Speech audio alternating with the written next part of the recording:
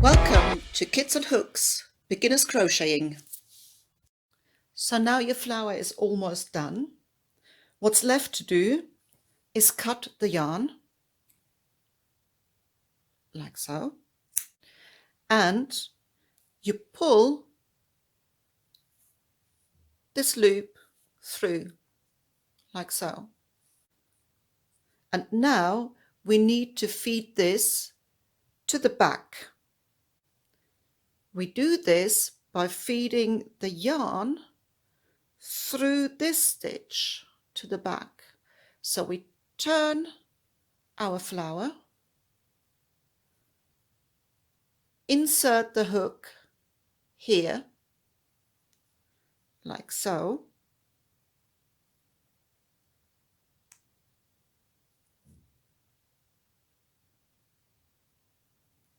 There you are.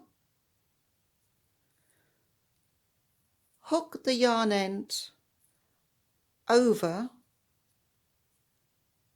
our crochet hook and just pull the yarn through. So now all the threads are at the back.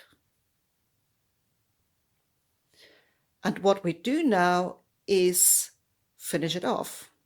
The first thing you can do is pull the circle, if you turn it round, a little bit tighter by pulling this yarn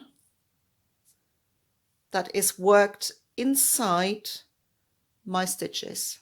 So just pull it, and that way the circle becomes a little bit tighter. So you can pull it again and look how tight it is becoming. Next, we simply tie off the ends with a knot.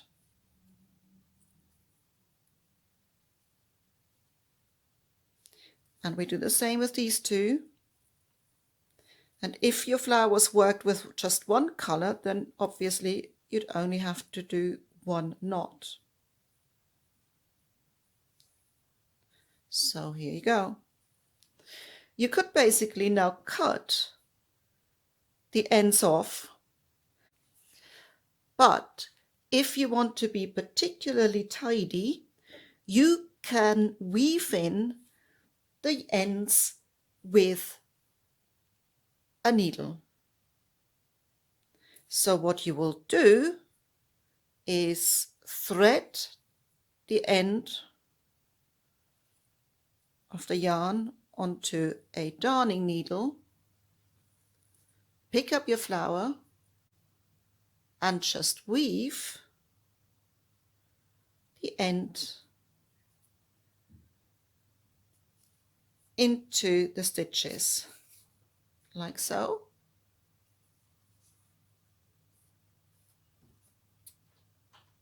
And then cut it off. Now you need a string to hang your flowers on. So the string consists of lots of chain stitches. You start your chains with a slip knot. So you loop the yarn end over the working yarn that is leading to your ball of wool. Feed a little bit of the yarn end into the circle.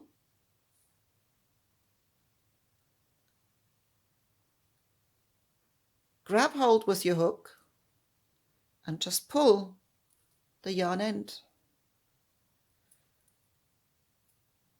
And this is how you've done a slip knot. And now we can start with our chain. So wind the yarn over your finger. Hold the slip knot at the end. Yarn over and through the loop. And again, yarn over and through the loop. Hold at the base of the loop, yarn over, through the loop. Yarn over, through the loop. Yarn over, through the loop. Yarn over, through the loop. Yarn over, through the loop. Yarn over, through the loop. Yarn over, through the loop. Yarn over, through the loop. Yarn over, through the loop. Okay, so now we've made a few chain stitches, and perhaps we want to hang our first flower onto the string.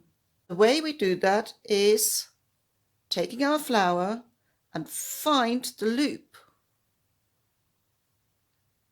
at the top of our petal, and it doesn't really matter which petal we use. And now you've got the petal and the string on your hook. So take the yarn, yarn over, pull it through only the loop. So you've got 2 string loops on your hook. Yarn over and through the 2 loops. It looks like so. Let's do another 20 chains before we hang the next flower. 15, 16, 17, 18, 19, 20. So that might be a good distance. And let's hang another flower. Let's say we hang this one. So find the loop up here, push your hook through, yarn over, through the loop on the petal, yarn over and through the 2 loops of the string.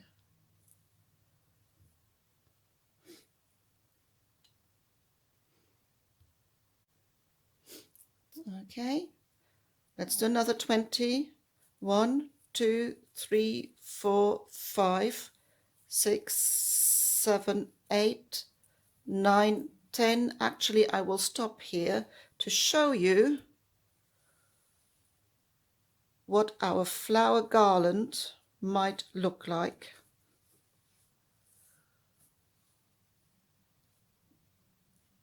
Here you go.